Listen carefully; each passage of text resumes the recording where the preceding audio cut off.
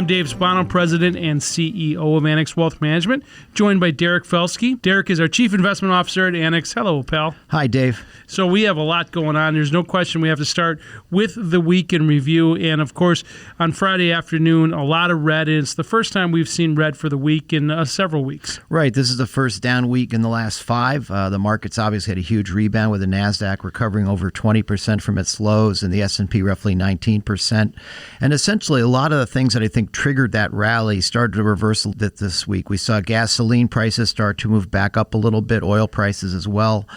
We saw mortgage rates start to tick up, and the 2-year Treasury is now trading at almost 3%. So some concern about higher interest rates. And next week, of course, we have Jackson Hole, where we may hear about the intentions of the Fed. Yeah, and so, of course, that is a lot of information. And on Friday afternoon, we got news that Russia is going to decrease its output out of Nord Stream. And, of course, that has a dramatic effect on Germany and Europe as a whole. So energy was something we were paying attention to. But, of course, the Fed is really where we want to spend some time, because that certainly will be the topic of conversation in Jackson Hole coming up this week. And they've been fairly consistent. This week we heard from Bullard. He suggested that he's leaning towards another 75 basis point rate hike.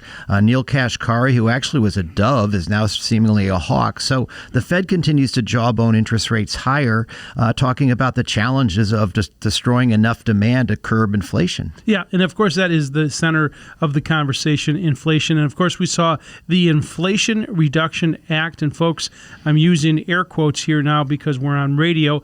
And there isn't a lot of evidence that there is a lot of inflation-reducing parts of this bill.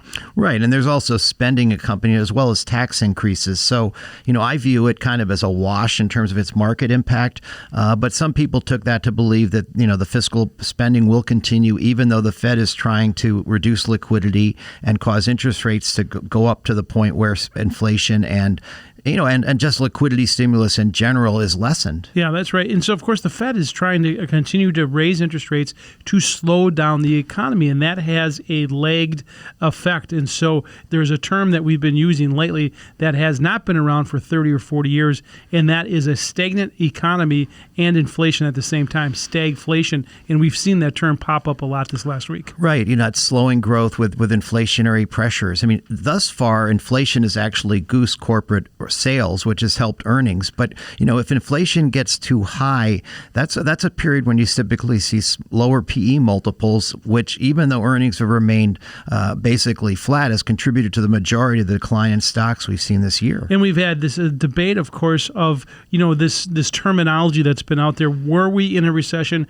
or were we not? Generally accepted understanding of a recession was 2 back-to-back quarters of negative GDP. And we saw that, but a lot of economists want to argue against that. And now the conversation happening this week is, are we in a new bull market or a bear market rally?